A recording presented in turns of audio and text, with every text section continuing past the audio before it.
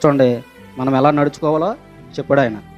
ఎలా నడుచుకోవాలంటండి, మన ప్రవర్తన అంతటి మీద ఆయనకు అధికారం ఇస్తే ఒక మంచి మార్గంలో మనం వెళ్తాము అని తెలుసుకున్నాం. ఇక్కడ చెప్తున్నాడు, ఒకడు నవ్వుచుండినను హృదయమున దుఃఖముండా. చూడండి, కొంతమంది భలే నటిస్తారండి. నవ్వినా కానీ వారి హృదయంలో ఏముంటుంది?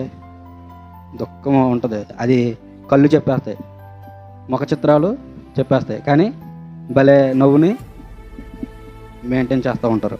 ఎంత నవ్వినా నీలో బాధ ఉంది, నువ్వేదో దీర్ఘంగా ఆలోచిస్తున్నావని ఖచ్చితంగా చెప్పొచ్చు.